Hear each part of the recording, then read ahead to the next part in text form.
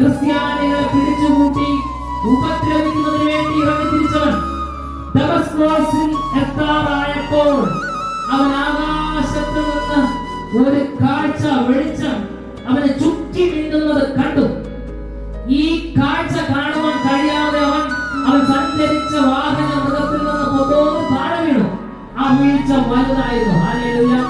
ദാസ്യത്തിന്റെ, അഹങ്കാരത്തിന്റെ, അധികാരത്തിന്റെ, എന്തും ചെയ്യാൻ എനിക്ക് കഴിയുമെന്നുള്ള അഹങ്കാരത്തിന്റെ ആ സിംഹാസനത്തിൽ നിന്ന് ശൗൽ എന്ന പൗലോസ് പെട്ടെന്ന് താഴെ വീണു.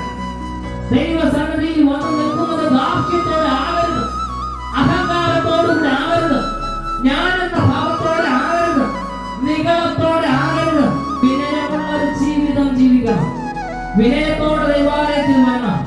എളിമയോടെ ആരാധനകളിൽ പങ്കെടുക്കണം. ദാസ്യത്തോടും അഹങ്കാരത്തോടും അല്ല. കർത്താവേ, ഞാൻ ഏതുമില്ല എന്ന ബോധ്യത്തോടെ നാവ് കൊണ്ട് അത് ഏറ്റു പറഞ്ഞുകൊണ്ട് ദൈവസന്നിധിയിൽ ആയിരിക്കണം. അല്ലാതെ ഞാൻ എന്തൊക്കെയാണോ എന്ന് ഭാവിച്ചുകൊണ്ട് നിന്നാൽ നിന്നിലേക്ക് ഇറങ്ങി വരുവാനായിട്ട് ദൈവശക്തി വിസമ്മതിക്കും. കാരണം നീ എല്ലാം പ്രകടനയിരിക്കുന്നത്. എന്തൊക്കെയോ ഭാവിച്ചു നിൽക്കുമ്പോ പരിശുദ്ധാത്മാവ് നിന്നിൽ പ്രവർത്തിക്കത്തില്ല, സ്പർശിക്കത്തില്ല. അവനെ കാണേണ്ട കാഴ്ച കണ്ടിട്ടില്ലായിരുന്നു. പൊട്ട കണക്കില്ല, തവള കണക്ക് എന്തൊക്കെയോ ഏതൊക്കെയോ ആരെയൊക്കെ പിന്നാലെ പോയി ആ എന്താ പറയുക, ആ ഒരു സപ്പോർട്ടിന് ഇങ്ങനെ നടക്കുക.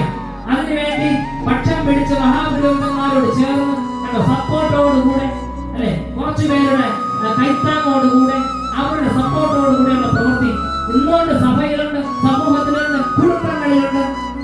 ഹല്ലേലൂയ. അവ കാണേണ്ടത് കണ്ടിട്ടില്ല. ഈ ലോകത്ത് എന്തൊക്കെയോ ചെയ്യുന്ന ചില അധികാരികളെ കണ്ടിട്ട് അവരുടെ അധികാരവും അവർക്കുള്ള ആ ഒരു സ്വാധീനവും അവരിലുള്ള ചില മഹത്വങ്ങളും കണ്ടിട്ട് അതിനെ മതി എന്ന് ആഗ്രഹിച്ചിട്ട് അതുകൊണ്ട് എന്തൊക്കെയോ സാധിക്കുമെന്ന് ചിന്തിച്ചിട്ട് ഇറങ്ങിയെന്ന് തിരികെയാണ്. നീ ശരിക്കും കാണേണ്ട മഹത്വം കണ്ടിട്ടില്ല. ശൗലിനെ കുറിച്ച് പറയുന്നു, ആകാശത്ത് നിന്ന് വീഴുന്ന ആ വലിയ വെളിച്ചം അവൻ കണ്ട്, അവനെ ചുറ്റി മിന്നിയ ആ വെളിച്ചം അവൻ കണ്ടിട്ട് നിലത്തു വീണു.